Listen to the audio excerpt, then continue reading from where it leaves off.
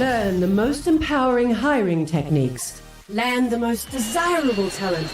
Launch your company towards massive success. This is the Higher Power Radio Show with your host, Rick Girard.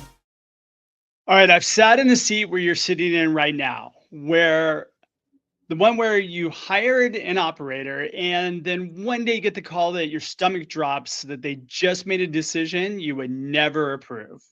Now, in my world, the most expensive bad hires aren't skill misses. They're judgment misses under pressure. And the damage isn't internal. It hits trust, it hits customers, and it hits your brand. And that's why one of the core HireOS principles is this. The first conversation is not about vibe check. It's about evidence hunt for positioning. It's critical to understand how someone acts when things break, and then how they escalate and whether they protect the business when the stakes are real. I'm Rick Girard, and welcome to the Higher Power Radio Show. We help entrepreneurs and executives win the strongest people. We do so by sharing insights from top performing rebel entrepreneurs, game changers, and industry leaders like our guest today, Miss Kristen Denzer. Kristen is the founder and CEO of Tierra Encantada. Now, they're a fast-growing Spanish immersion early education company with 19 locations and 300 plus employees, operating across multiple states with a national franchise platform. Kristen is a serial entrepreneur who's built and scaled 5 businesses. Good job, Kristen. And led Tierra through years of double-digit growth and secured $38 million in investment to fuel that expansion, which is what makes Kristen the perfect expert for today's topic. Kristen, welcome to the Higher Power Radio Show today. Thank you. Thank you for having me. Yeah, it's a pleasure to have you. All right. So, one of the biggest faux pas that I have made as a founder, and I've seen almost every founder make, is when you need to fill a seat. Like, I got to get somebody in here, right? And this is that, like, okay, because for whatever reason, right? You just, and 2 things happen. One, I feel like interviewing fatigue sets in, which is like, you're just like, okay, you know what? Let's just hire the first person that feels good or looks good on paper. And so you rush the process. Mm-hmm. Have you experienced that? Any thoughts on that? Yes. I mean, we've definitely experienced that. I think that when you're growing a company, especially when you have an open seat, a seat that existed previously and you're trying to fill, you often feel like you're trying to build the car while you're driving it. And so it's not really the ideal time to be hiring, and I think that that's where some of the things that, we've learned over time have really helped us as we've scaled, because I certainly made a ton of mistakes when we first got going. Well, share one of those with me. I mean, like, Mhm. I think it's important other entrepreneurs understand, like, you're not the only one. Like, Yes. and we've all done this thing over and over again, but we don't talk about it. Yes. Yeah. So I mean, I think it really, from the start, when you're looking for position, I mean, when you're trying to hire, uh, especially when you're early in your entrepreneurial journey, you don't have as much structure, processes. You oftentimes kind of just either use like the same questions each time or throw something together. You kind of squeeze something in. You don't really have any structure in some cases. And you like someone, you get along well, you're like, hey, we both like baseball, like, hey, it could be a good fit. And that sometimes leads to a hiring decision. And I think what we've found and what's supported by research is that the more objectivity you can kind of insert into that process, the better. And so with us, with that process, we've really built out a lot of structure around hiring, with making sure, for example, that a second person is always in one of the rounds, so that you have someone else. You have a scorecard that you are really measuring against as they're responding to things. You're asking everyone the same questions so that, you're not like, oh, this candidate was really great because they said this. Well, if you didn't ask the other candidates that, it's kind of hard to judge them based on that. And Yeah. so with that, I think that's been really helpful with us with hiring is that scorecard with the career walkthrough step. So when we're hiring, we'll do this whole career walkthrough where past performance really is your best predictor of future performance and future behavior. And so looking at their last 3 jobs and asking the same set of questions around, what were your biggest accomplishments there? Did you manage a team? How did you manage people? What was a complicated thing you encountered with them? Those are some of the things that's really helped us. But what was the event that kind of got you to realize, hey, we probably need to like put some structure in? I mean, like for me, I hired a person one time who um, was my highest producer. She was great, but everybody on the team did not get along with her. And so it was one of those things where like she would just on a daily basis grade on everybody. And then, came to kind of like there were two people came to a head and we had to have a conversation. And it just so happened she went on vacation. And while she was on vacation, she got an email to her work email address saying, "Hey, here's your offer letter. We're happy to have you join." And then, so when she came back, it was kind of like an easy conversation. But what was weird was once she exited, the whole group just gelled and took off. Right. Hmm. So Totally. was there a catalyst moment for you or a situation that you had to deal with that kind of really got you thinking down this line? Yeah. I mean, I think that it's really a series of experiences of hiring. I mean, hiring someone where, especially early on, because you're hiring people, and then when you end up having turnover really fast or having to terminate really fast, looking at like, okay, where did I go wrong here?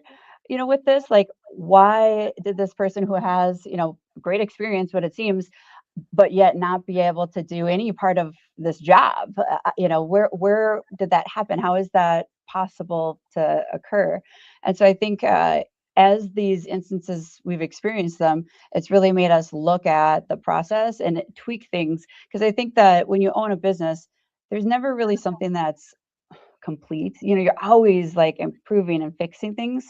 And so for bigger experiences that we've had, I mean, we've had experiences where I've hired less experienced people as a designer construction person, and then all of a sudden we'll get a $50,000 change order because they weren't reading the plans right or didn't know to raise something sooner, and it costs the difference in if I had just hired somebody that was more experienced. And so those are hard lessons to learn. Yeah. You're scaling a business, and ones that we've definitely had to learn the hard way. Yeah, I totally get that. Are you listening to the Higher Power Radio Show? For our podcast listeners, we're going to take a quick educational moment from our sponsors.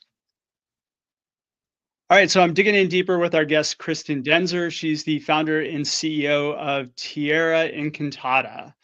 Now, we just talked a little bit about kind of, some of the issues that we both experienced in rushing the process and getting people. So I'd like to dig deeper into your solution. So, like, what do you guys do now, or what have you built out that kind of gets you to a point where you ensure that, especially when you get to a situation where you've got somebody with a lot of responsibility, you need them to be able to kind of make decisions under pressure that you would approve, right? So, Mhm. how are you approaching that? Like, step that out for me if you could. Totally. I think the two biggest things, and I'll kind of walk through some of the things we look for this, is the experience. I mean, we invest in a lot more experienced people. I mean, I think that when somebody has that experience, it's easier to do. But then the bigger thing is just finding like the builders, because when you're growing a company, when you're scaling a company, you really want someone that can like roll up their sleeves, see a problem and tackle it.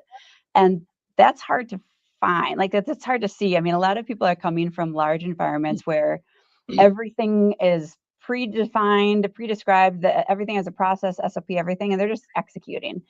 And what we need are builders. So how can we find that? Uh, what we've learned is there's a series of questions during the interview process that we really like dig into. And that's around things like, you know, tell me about a time where you walked into a new role and there was, you know, no structure or there wasn't process or you didn't know what you were doing. Like, how did you handle that those first 90 days? And you see the difference because if it's somebody that's like a builder, they'll tell you how they, you know, figure things out, they prioritize, they create a system. Whereas someone that comes from like that big corporate environment, you know, they'll talk about how they're like asking people what to do or they're waiting or they're learning, you know, versus just figuring things out. Yeah, that's a really good point. So, like in my former life, I was a headhunter, right? And one of the things that I kind of realized was, or what I learned was that builders are a very small part of the population. And I think it's probably maybe like, I think it's like 5 to 7%. And Mhm. so it is hard to find those people. And when we talk about builders, because I love that you're saying that, because that's my jam, right? Like and it should be every startup founder's jam. You should be like really wanting nothing but builders in the beginning. But I've seen as a headhunter, I've had to come in way too many times and fix the problem of we hired somebody who we thought was going to be great. They came out of, Facebook or Google or one of those companies, and they just been like they've been, failing miserably. And those are not builders. Mm-mm. Those are, I like to call those vanity hires, right?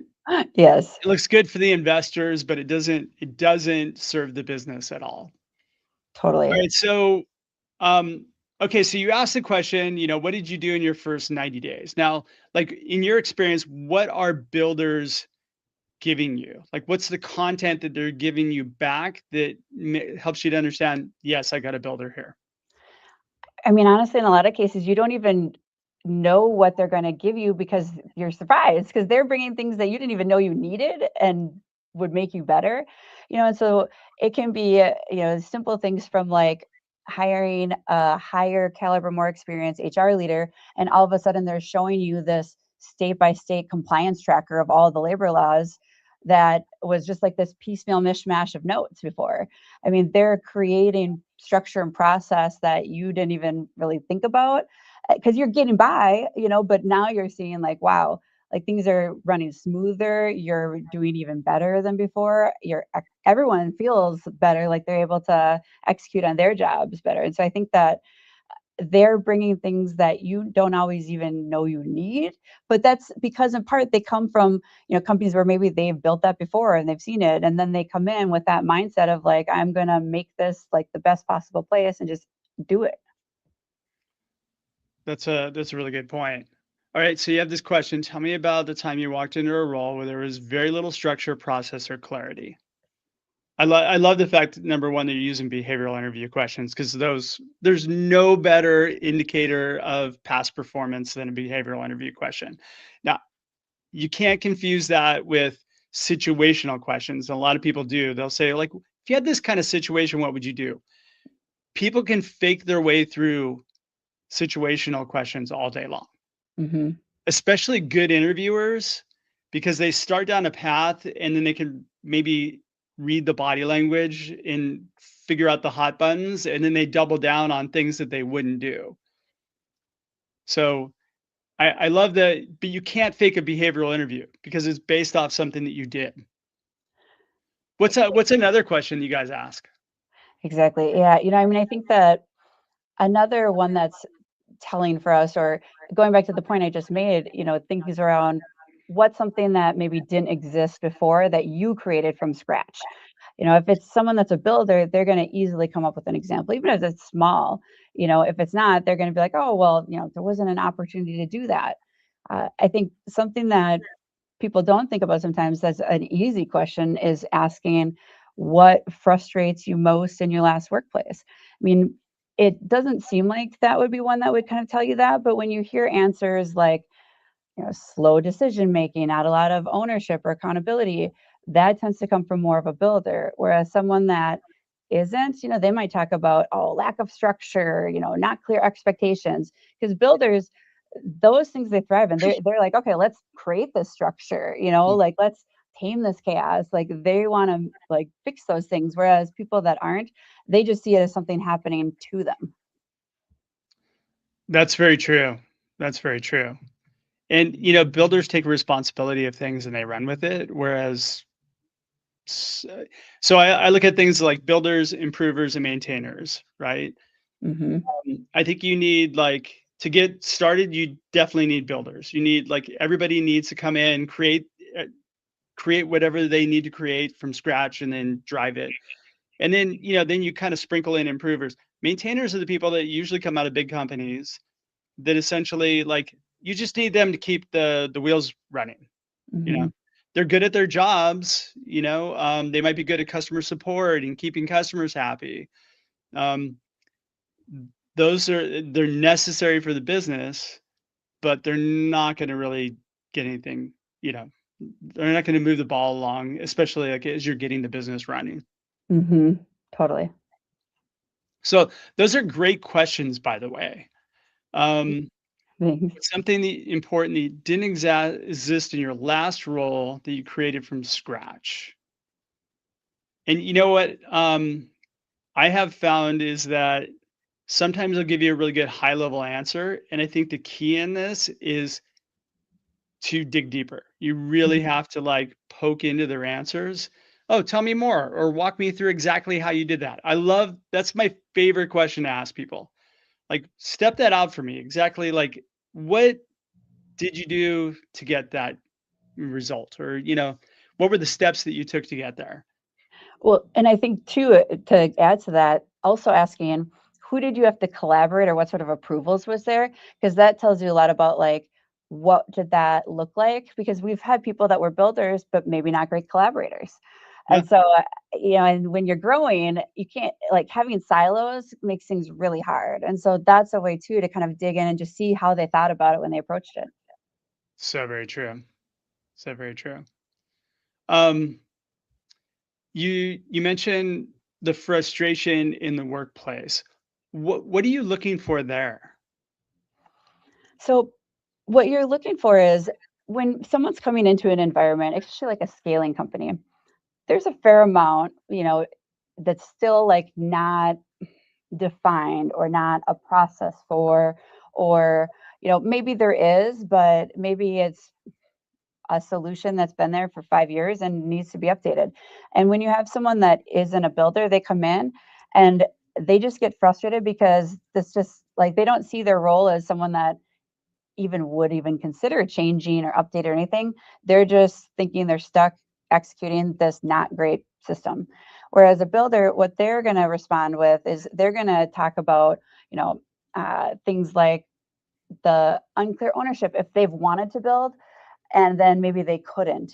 Because if they want to build but can't, like the unclear ownership piece, they're looking for everyone to have ownership because they do. And so when you ask about frustration with that, and then they respond with the ownership and accountability pieces, it's speaking to things that they think they have themselves and they've experienced others not having.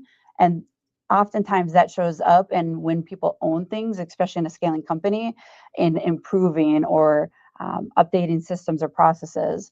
And so that's one way that just helps us kind of flesh that out when we're interviewing candidates. Got it. Got it. Are you tracking it back to a specific behavior that tracks back to your core values?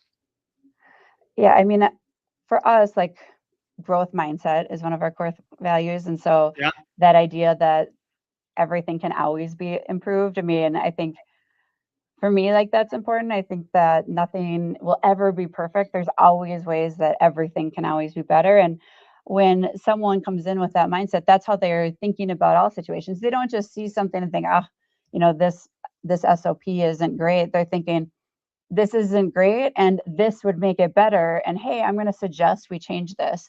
Another one is around driven, being drive, striving for big goals. And to do that, you really almost have to be a builder because you want to grow. We're building a company that we want to scale and continue to grow. Same with accountability. I mean, taking ownership. I think that speaks to this question, obviously, on some of the things you're looking for, but having ownership of things that that mindset is like, if I own this process, then I am also owner of making it even better than it could ever be. And I naturally think like that. And so I think, a lot of these speak directly to our core values. Of that. Can I give you a question that we use that like works really good for growth and learning? Totally. Tell me about the most recent thing you have learned or have taught yourself. I've asked that. Oh, have you? Mm-hmm. Yeah, we use that like religiously. We use it to judge against curiosity, because curiosity is really important for our business. And what I found is that I kind of I had somebody a few weeks ago that I talked to that we interviewed, and they said, "Well, about 8 years ago, I decided to," and I'm like, "That's the most recent thing was 8 years ago." So I mean that you know great for us, that's like one of our knockout questions, right? We have certain criteria that like people have to live curiosity for them to be part of our business. And what's nice is like I just let that person go. I said, look, curiosity is kind of one of our core values. It doesn't seem based on 8 years ago, the content and what you're doing, that you're really naturally a curious person. Would you agree? And it's like, yeah, no, not really. Just give me work and let me get it done. And I'm like, awesome. Well, let's be friends. Yes. Well, and what I've seen a little bit with that question sometimes is people will like overthink it. Like they think it's like a trick and you're looking for this big answer. And so it's like, look, like it could be you figured out how to use, the agent in ChatGPT. Like don't like think small. Like what's the last thing you learned, And Yeah, yeah, that helps for sure. I love that question. totally. It, if it's just like, hey, I decided I was going to learn how to speak Spanish. So 2 weeks ago, I downloaded an app and now I'm, every day I'm practicing. And I'm like, great. You know, that's commitment to growth and learning, right? Totally. Or I just picked up a book, that I would never read. And, it's just that sort of thing, right? So, all Hmm. right, shoot, Kristen, we're getting pretty close on time. What would be 2 or 3 key takeaways you can give the audience they can plug into their business today? I would say definitely investing the time needed to hire the right people in the first place. Just be willing to like walk away if you don't have the right hire and start over, because making the bad hire costs you so much more than the extra time would have taken. Um, I think another thing is just making sure that when you have that great hire, that they're really set up for success. And so have a great onboarding plan, what those first couple weeks look like, having get to know yous, where those first couple weeks, anyone that they're going to interact with, in any way, give them 30 minutes to just get to know each other and talk about how they might work together. I think that helps build community and a sense of belonging in their new workplace. And so I think that those are a couple of things that I think would be really helpful for people. For sure. And you know what? We really didn't get into being able to like being willing to walk away from candidates when they're, a lot of times we walk away from candidates because like our gut is kind of like, oh, I don't know, just something not meshing with our gut. But when you have like, this is why I like behavioral interview questions. When you actually have evidence to support, like, yeah, you know what? This person really doesn't display curiosity. I think we should move on. It makes it much easier for you to have a defensible reason to walk away. Totally. Yeah. Kristen, thanks so much for your time investment today. And I want to welcome you to the Higher Power Radio community. Now, what would be the best way in which members of the audience can reach you, find your company, all that great stuff? Totally. Yeah. LinkedIn, Facebook, Instagram, tierraencantada.com. We're on there, and YouTube, TikTok. We're kind of on all the social media. Okay, great. Can you spell out like Yeah. Tierra Encantada just so Yep. our listeners can write it down? Totally. It's TIERRAENCANTADA.com. Perfect. All right. Well, I want to thank you for tuning in this week's episode of Higher Power Radio. Huge thanks to our team, Brian Colburn, Andrea Ballin, Krish Marwa, he's one of our new producers, and Ayla Girard. If you're listening to the podcast, please subscribe, review, and share. After all this shows for you and want to continue to bring you valuable content week after week, you can check us out further at Hire, H-I-R-E, Power, P-O-W-E-R, radio, R-A-D-I-O.com, or you can drop me an email at Rick, R-A-C-K, at intertrue, I-N-T-E-R-T-R-U, no E at the end, .ai. I'm your host, Rick Girard, and you have been listening to the Higher Power Radio Show. Aloha. Thank you for listening to Higher Power Radio. Catch our LinkedIn Live show every Tuesday at noon or download the podcast on iHeartRadio, iTunes, YouTube, or your favorite podcast platform. We appreciate you joining us on Higher Power Radio with your guide to hiring success, Rick Girard.